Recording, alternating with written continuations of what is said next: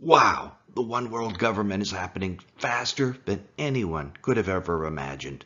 We're only into the second month of 2021, only into the second month of the Biden administration, but things are happening so fast worldwide, it's hard to keep up. How the New World Order's next three agenda items will pave the way to the Great Reset are becoming more obvious. That's what we're talking about today, and we're starting right now. The Great Reset is an enormous undertaking.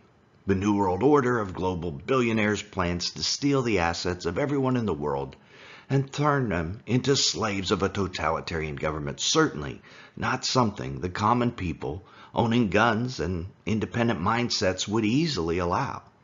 In the USA, this is at least 72 million people, according to a Barna survey, and that's only in the USA.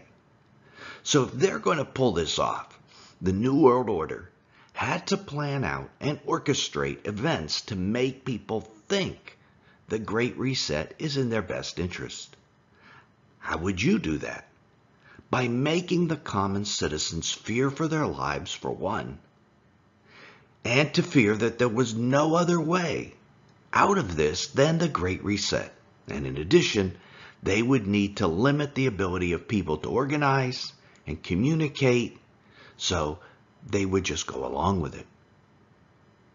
So everything we saw in the crazy year 2020, was it orchestrated and planned in advance?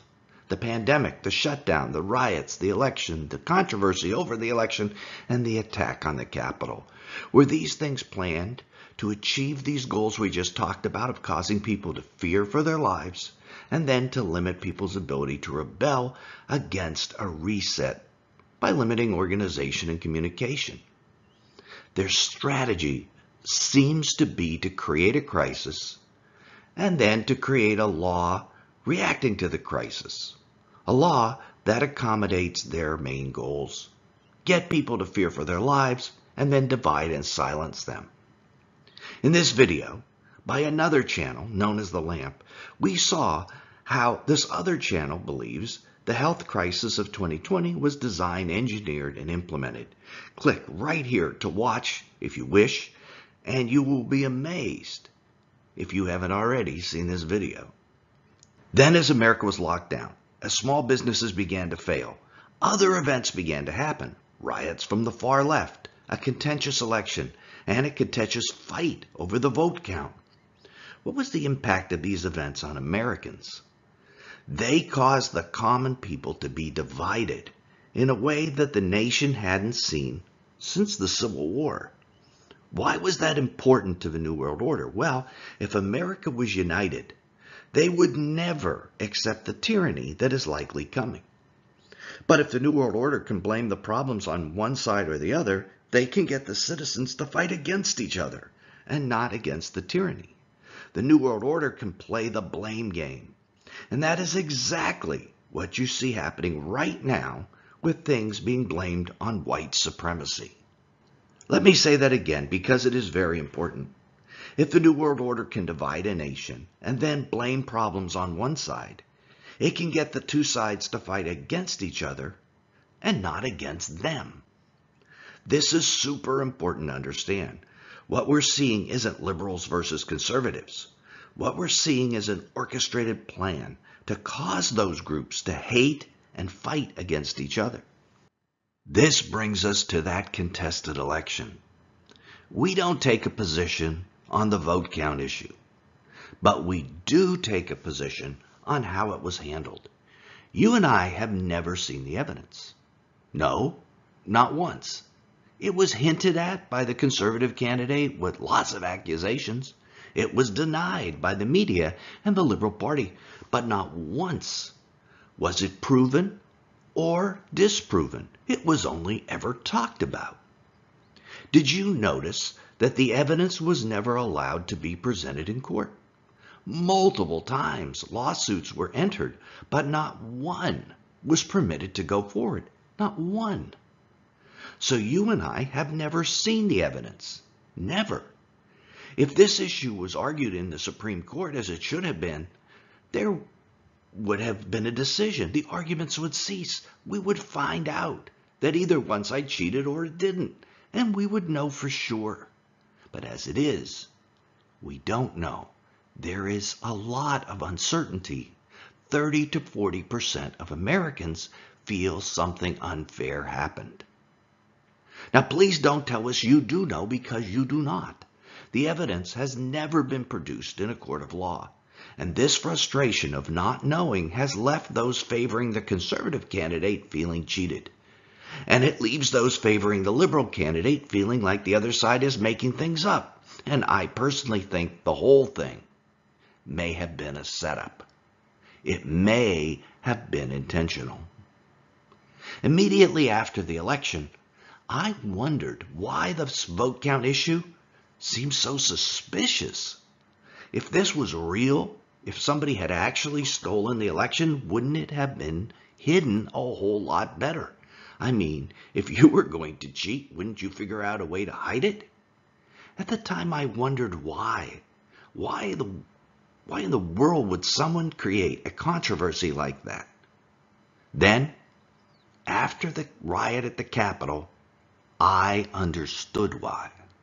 The frustration enabled the conservative candidate to gather an enormous crowd of people who thought they had been cheated to come to Washington to protect the election. A crowd that then could be suckered into making a small action by extremists look like an all-out insurrection. And that's the word used by the media. But if it was a true insurrection, it was pretty lame. I mean, a few broken windows, etc. Very little was really accomplished. And with the number of people there, much more could have been if it was really an insurrection. If you say, hey, the majority of those folks were white nationalists, my answer to that is, so? The global elites can use them just like they can use liberal mobs. Can't they incite or even buy their efforts? Of course they can. Remember, this whole thing isn't liberals versus conservatives. It's trying to divide Americans so we take our eyes off the global elites. However, the conservative half of the country is exactly who the New World Order wants to disarm, subdue, and silence, because they are the ones most likely to stand up to a global reset. So now, after a moderate-sized riot on January 6th, our military patrols the Capitol. Conservatives have been demonized and social media accounts have been silenced. Pretty effective result for something that wasn't planned, huh? And it's shocking how quickly the silencing is happening, not just on social media, but just this week, the House Committee on Energy and Commerce held a virtual subcommittee hearing titled Fanning the Flames, Disinformation and Extremism in the Media. And they were aimed at TV media and large media outlets. The target was conservative media like Newsmax, Fox. One witness got up and blamed Donald Trump for the deaths from COVID-19 and listed the conservative media as their accomplices. That's pretty shocking, given the actual actions of Governor Cuomo in the nursing home scandal, but, I digress. It doesn't matter what was true. What matters is the direction the country is going. And what is amazing in this is that it was allowed to take place with hardly a challenge. What else is amazing is how the leaders of the Conservative Party are going right along with this total nonsense. Maybe they don't want to be labeled as insurrectionists. More likely, in my mind, however, they are in on it. So remember what the globalists are trying to achieve: to get Americans to fear for their lives, to divide us, and to silence us. Looks like their plan is working perfectly so far. This week, at my job, a patient came in and told me she had just gotten her second vaccine shot. She then said, we're going to have a huge problem in this country. Religious extremists are not going to get it, and that will put us all at risk. I asked her, if the shot had made her immune, how does someone else not taking it put her at any risk at all? She was silent. But people are beginning to believe the media propaganda and will be willing to take action against their fellow citizens. That's the big issue. The globalist plan is to make us fear for our lives, remember, then to divide and silence us. It is the plan. And of course, they will imprison and eliminate those who stand up against it. Stalin and Mao killed 150 million people, instituting their totalitarian regime, and this one appears to be a larger regime that they are planning. At the same time that what we've been describing is happening, don't forget that the Equality Act is now progressing in the halls of Congress too. In this previous video, we discussed how the Bible will likely be declared hate speech in the near future. If you haven't seen this video, click the upper right corner. And if that isn't enough, the Federal Reserve is now moving toward a digital dollar and eliminating cash entirely. Quote, "We are looking very carefully about whether we should issue a digital dollar," Fed Chairman Jerome Powell said before the Senate Banking Committee. Once your assets are all online, they can be seized. It's a lot harder to take someone's cash that is under their mattress. It is a lot easier to erase your digital bank account, or to simply put it on hold until you conform to their idea of what is right and wrong. However, the final thing the globalists must accomplish prior to the reset is to disarm America.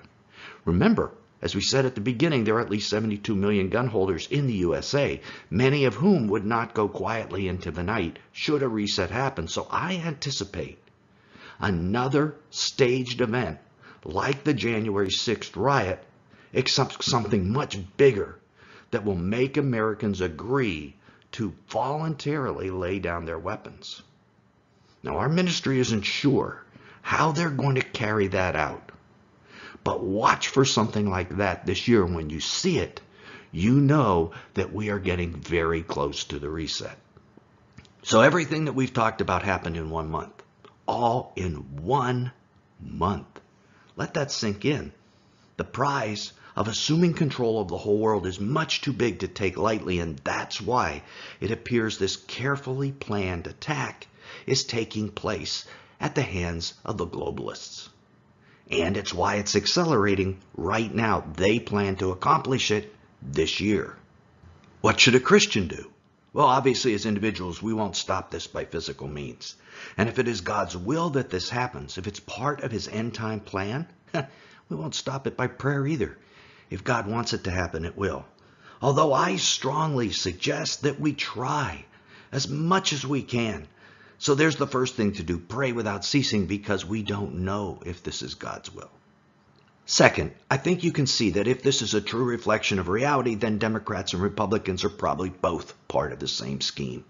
And I suggest you stop trusting either group, including the former president of the United States. That doesn't mean he didn't do a lot of good things in office, but it also doesn't mean he wasn't a setup for you.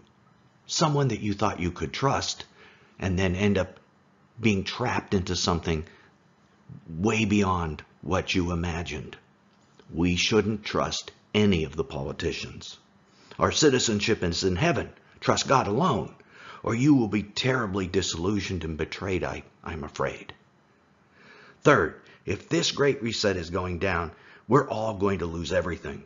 So begin to live like you've lost it already, and live for the one thing you can't lose, your relationship to Jesus. And another super important thing to keep in mind is, although we've been talking about globalists and Democrats and Republicans, there are spiritual forces of wickedness behind the humans. The humans aren't the enemy. They're the victims of the enemy. The spiritual demons are the enemy. And they are the ones we're to do battle with. And if there is a new totalitarian government that does arise, a new demonic force may be behind it. Click right here to keep watching to learn what that force might be and what its agenda is. This is Nelson. Until then, I'll see you there.